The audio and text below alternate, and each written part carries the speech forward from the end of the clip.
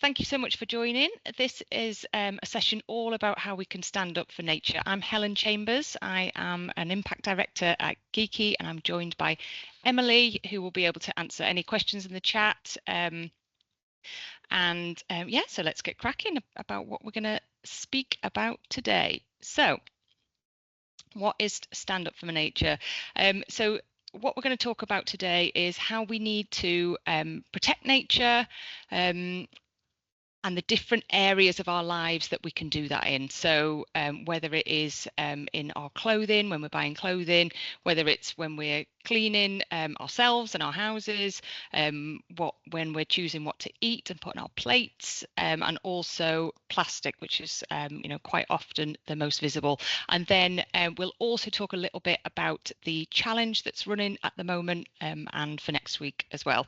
So let's get cracking. And we like to start off by asking a very, very simple question. And don't worry, this will be the only one that we ask today, I think, is what's your favourite animal? So that's a very easy question. We should all know the answer to that.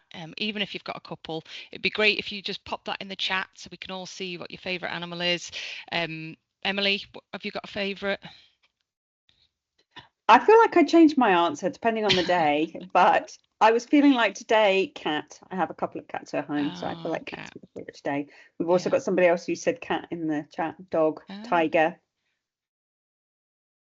Brilliant. Mine is definitely an orangutan, and the reason that we asked this question is really because it's often nature and animals that remind us why the natural world is so valuable and worth protecting.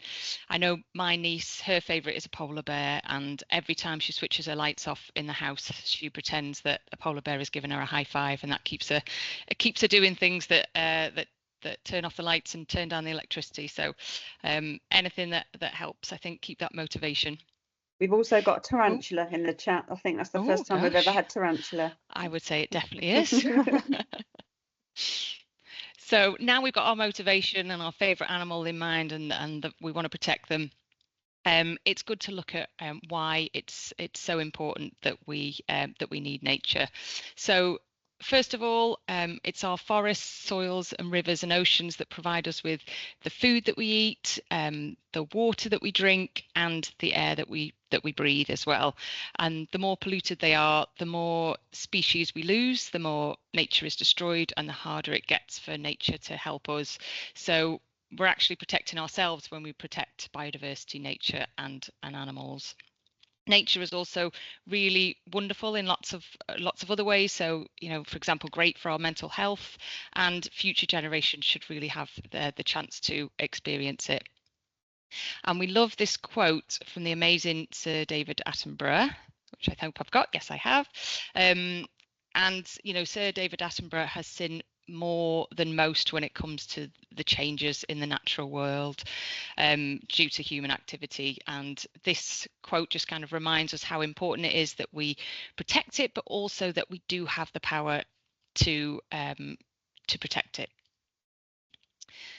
And nature really does need us. So according to the Living Planet Index, there has been a 70% decline in biodiversity since 1970, with biodiversity declining faster than at any time in human history, actually. So currently there's 1 million species that are a threat of extinction, and that includes mammals, birds, fish, reptiles, amphibians. There'll be some tarantulas in there, I think.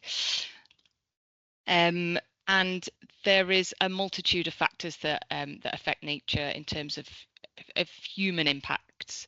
So so firstly, there's the overuse of resources. So we use the equivalent of around 1.7 of the Earth's resources every year. So obviously, we should use one. We use 1.7, and you can track that actually on something called Earth Overshoot Day. So every year there is a day when we've used all of Earth's resources, and unfortunately that is getting earlier and earlier each year. So you can track that on there's a website called overshootday.org, I think, and if you wanted to keep a track of that. And just to give you an example of the kind of overuse of resources, when it comes to our oceans, close to 90% of the world's marine fish stocks are fully exploited, overexploited or depleted currently. Another key issue is the destruction of natural habitats, so for example, rainforests to make way for agriculture, and of course, where cities are now used to be natural environments. And then lastly, climate change, which is distorting weather patterns that we've seen all over the world, and are one of the biggest drivers in terms of impacting animals, plants, and broader ecosystems. So let's look at the first area where we can help in the daily activities that we do.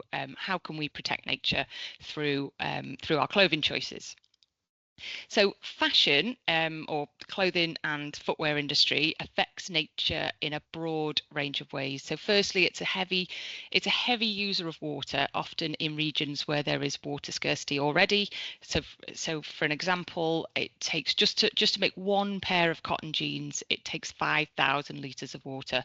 So if that is coming, if we're a jeans company and we're making lots and lots of them, then obviously that really does add up, and taking a lot of resource away from areas that would want to use that water for other things. It's also a major polluter, so 20% of industrial water pollution globally can be attributed to the dyeing and treatment of textiles, and that dyeing and treatment that flows off into the nearby water sources, and actually the cotton industry is responsible for a quarter of all insecticide use as well. So there's definite issues when it comes to pollution. The clothing industry also uses a lot of energy, which is frequently derived from fossil fuels like coal, which is the highest footprint of energy sources. The greenhouse gases come from emissions from fabric production, clothing manufacture, shipping, its use, and also disposal as well. And talking of disposal, waste is also a big problem when it comes to the clothing industry. It's estimated that more than half of fast fashion produced is disposed of in under a year. And across the industry, only 13% of total material input is in some way recycled after use. It's getting harder as there's lots of mixed materials that are used as well. So there'll be kind of cotton mixed with polyester, which means that it's a lot harder to recycle than if it's just one material. And all of this has been supercharged by fast fashion, buying more clothes. In the last 15 years, the clothing industry has doubled. We are over-consuming. And every year there's between 80 and 100 billion items of clothing that are produced globally, and every second the equivalent of a rubbish truckload of clothes is burnt or buried in landfill. And as I mentioned, much of it is hard to recycle. Around 65% of the clothes that we produce today are made with plastic in them. So when they break down, they create microplastics that can then run off into our waterways as well. So what can we do about it? Here are some suggestions to get you started on how you can dress for nature. So first one is repairing our clothes. So if you've got stuff that's been in the wardrobe for a while that needs a new button or a zip or a hem lifting up, or it's just not the right shape and you want that changing, then having a look at those and seeing if you can take it to a family friend, do it yourself, take it to a tailor, and get those clothes used. There's also some companies, if you've bought from companies like Patagonia and Berghaus, they'll do that for you. Also, a typical item of new clothing takes around 10 kilograms of carbon to make, so you could avoid that by going for secondhand. And there's loads of different ways that we can buy secondhand now. So and also selling secondhand as well.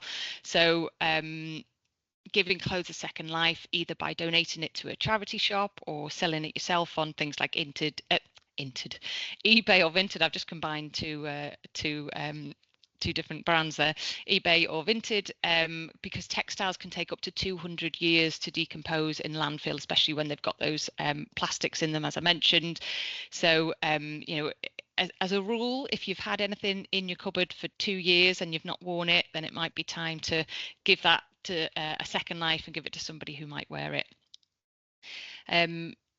And also, if you've got any top tips about how you like to buy or sell your secondhand clothing, then it would be great to pop that into the chat. Mine's definitely Vinted. I find it really easy to sell and buy on there. Okay, so the next area that we're going to look at is all about how we clean ourselves and our homes, and how that can have a positive impact on nature. So there are many personal care and cleaning products that contain chemicals that can harm the environment and biodiversity. So for example, personal care products contain chemicals like parabens that are harmful to human health and to animals, as they mimic and block the hormones. And there's also some detergents and disinfectants that contain phosphates and chlorine that can cause toxicity in water bodies. I was really surprised when I started looking into some of the home cleaning products. You know, some really popular brands, like, for example, who am I going to call out? I think Fairy Washing Up Liquid. You know, it says on it, this is harmful for marine life, and I was surprised how many things that you see that gets washed into the waterways actually says it's harmful for marine life. So yeah, I found that quite scary. There's also pesticides in the garden. Obviously, pesticides are there to kill insects, but it probably kills more than we'd want. So trying to reduce those, trying to reduce them in our gardens, and also in our personal care products as well, can really help to reduce pollution and stop biodiversity loss. Where we can, maybe choosing products that are natural, organic, biodegradable, or certified by different eco labels as well. And there's also issues for human health as well as in nature, with a scarily high number of products in terms of UK beauty, women's beauty products, and also children's bathing products containing chemicals of concern. And that's chemicals such as parabens, as I mentioned before, and they can be linked to reproductive issues. A great app that I use is something called Think Dirty, where you can either scan or put the name in of the product that you're looking for, and it will tell you how good or bad it is, and whether it's got any chemicals of concern. Another one that we use at Geeky is called Yucky, I think. I don't know, Emily, if you've got those to pop those in the chat. They might be helpful if you are looking to reduce your chemical use. And these are just some steps that we'll pop in the chat as well, in terms of ways that we can try to reduce our chemicals. We also it's also a great idea to make our own cleaning products. So just having staples like vinegar, baking soda, lemon, and maybe some essential oils can you can make quite a lot of cleaning products and out of that. But we'll pop those in the chat.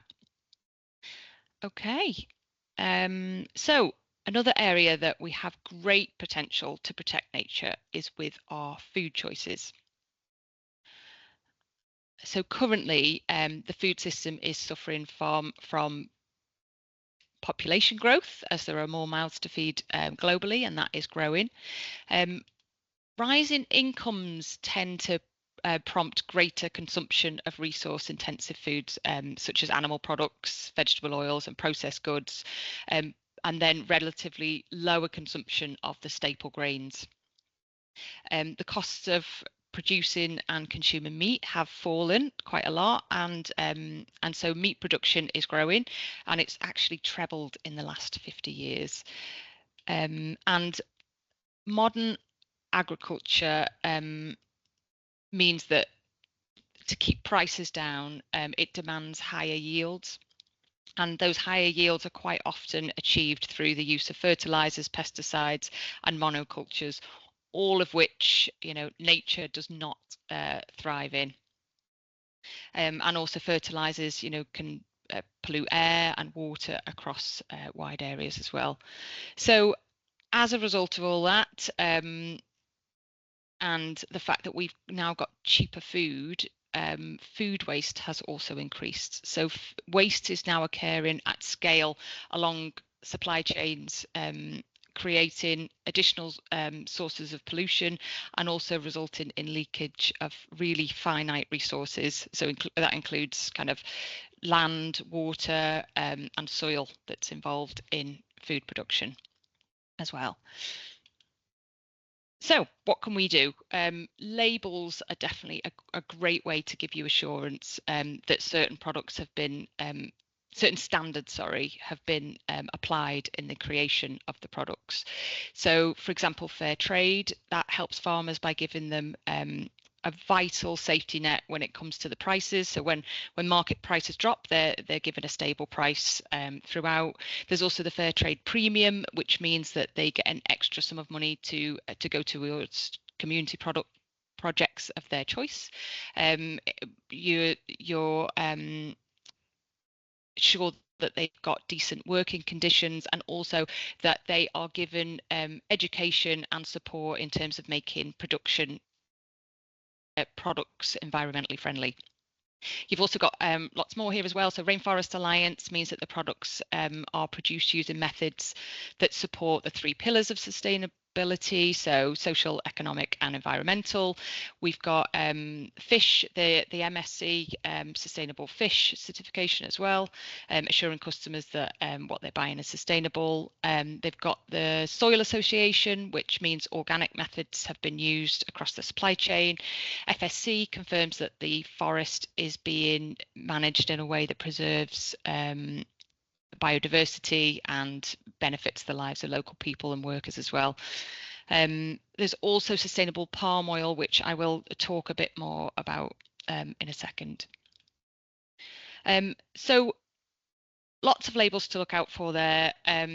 We often, when we are shopping, whether it's in the supermarket or in local more local places, there's lots of different choices that we make. We might tend to just pick up the same things every time because we know we like the brand, or we know we like the flavor, or it just works for the family. So sometimes it's good to just have a bit of a rethink the next time you're out shopping. Choose one product potentially that you could really focus on and say, actually, am I making the right choice? Could I make a better choice for the environment? So obviously we've discussed the labels. So here we've got an example of the fish label or the FSC in terms of the forest protection. But when we're looking at the chocolate bar, if we have a think about one that could be fair trade, so the workers paid a fair wage, etc. The packaging is recyclable versus non-recyclable, and one is palm oil free versus the other one. So just making that very small switch can really make quite a big impact in terms of just that one product. So don't overwhelm yourself by changing your whole supermarket shop, but just choosing a couple of things each time and trying to make some different choices that benefit the natural world. And a question that we get asked quite a lot is around palm oil. So palm oil can be found in the vast majority of supermarket aisles. There are hundreds of different names for it. It's in lots of products because it's really versatile, it's cheap, it's easy to get, and it's efficient to grow. So other crops that are similar can take up to 4 to 10 times more land than these do. However, it is a crop that has caused a huge amount of devastation of nature, destruction of rainforests and habitats, and is threatening extinction, and therefore accelerating climate change. Tropical deforestation now accounts for 15% of total greenhouse gas emissions. So it is a real contributor to that. And that's because when we fell the trees, we remove a really important carbon sink of greenhouse gas emissions. The virgin forests are replaced with the palm tree, which is where the oil comes from, which, as I mentioned, is incredibly fast to grow, making it great for production. But because of this, mass land areas are losing native plant species, including orangutans, rhinos, tigers, and many others that are being pushed out close to extinction in favour of the growth of it, and also the pollution from the fires that are quite often caused to reduce them at mass. So looking for things that have got sustainable palm oil in, which means that they'll regrow the forests that they're chopping down, is really helpful when you're out shopping. So having a look for that label. Also, if you can avoid palm oil as well in products, and that's great as well, and that can really make a big difference. The other thing when we are buying food is looking for food that's been produced in its natural season. It's a great way to protect nature.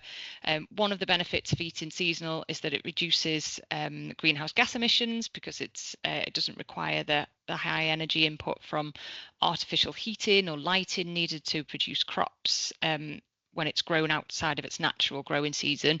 It's also often cheaper for us to buy because it's plentiful, because it's in season and it's lots is being produced, and also it's better. It can quite often be fresher and kind of have more nutrients in it because it hasn't travelled as far. So that's a great one to have a look at as well. And I think I've mentioned all of these, so I don't need to go into any more detail, but these are just, we'll put those step links in if you wanted any more detail about taking any of these steps and how you could go about it. Okay, our final section is we want to talk about plastic, and this is quite often the most visible when it comes to how it kind of impacts nature. We produce a massive amount of plastic. We now produce 460 million tons of plastic every year, which is hard to quantify, hard to put into context. How much is it? How much is that? If you think about all of the wild mammals in the world alive today, so whales, lions, sheep, then if you times that by 10, then that is the weight that we produce of plastic every single year. And lots of it is produced in packaging. So over half of plastic is single use that is produced every year, and a lot of it is food related. And it's also estimated that by scientists that by 2050 there will be more plastic in the ocean than fish. So that is a very scary stat. But we can do lots about it. So we have all heard the phrase probably reduce, reuse, recycle when it comes to our waste management, but they're not all of equal importance. So reducing what we have, reducing is by far the most important. So anything that we can do to reduce our plastic use, make it not needed in lots of different places, then that is really going to be the best one. And then when reusing what we have, that's another great way to make sure that new stuff doesn't have to be produced. And then where we can't do either of those, then just ensuring that we recycle, because only 10% of plastic globally is ever recycled. So some ideas of how we can reduce our plastic: growing your own herbs. So if you buy herbs from the supermarket, they can come in a plastic pot and then they've got a plastic wrapping on them. So if you want to have a look, and if you use herbs, then just having a look at potting some on your windowsill or in a porch or wherever you can, having a go at that is great. Also having a look whether you've got a local zero waste shop, or when you're going to local shops, taking your own Tupperware. Quite often, kind of butchers or fruit and veg shops, just taking your own bags and things rather than using theirs. And then also when we are out for the day, packing our own healthy snacks in our own packaging rather than being out and about and grabbing things that are full of lots of different plastic can also help to cut down. So that's just a couple of ideas. Then when we can't reduce or reuse, recycling is really important as well. So these are just a couple of steps to make sure that we are on track for our recycling. Quite often when we're out and about, especially in the UK, the local bins that we put our rubbish in don't recycle. So where we can, finding somewhere, either taking it back to the place that you bought it, with coffee cups, they will make sure that they're disposed of properly. Or taking them home to recycle them, or just making sure that we find somewhere that we can. And also if you can do a litter pick, then that's fantastic, and then making sure that litter that you collect goes into the right bin as well is really, really helpful. So I know I've covered a lot today. It must feel like, oh my gosh, I can't do everything. You don't need to do everything. Just just doing one thing will make a positive difference. And if everybody just does one thing, then it really does start to make a difference. So we've got a challenge running. We started on the 3rd of March, and we're running all the way up until Friday next week. The challenge is just to learn more about how we can protect nature and take positive action. So whether you take one action and really lean into it and spend some time making sure that we embed it in our in things that we do daily, or whether you want to choose 3 or 4 steps, then anything counts and everything is fantastic. So this is all about how you can join the challenge. We've got a link for you to sign up if you haven't signed up to your Leidos account in Geeky. It takes a couple of minutes, and then there's lots of steps on your homepage for you to choose from this week, or choose steps on the Find a Step page. Any step counts, and then you can have a look at how you're doing on the leaderboard and how you're doing collectively as an organisation as well.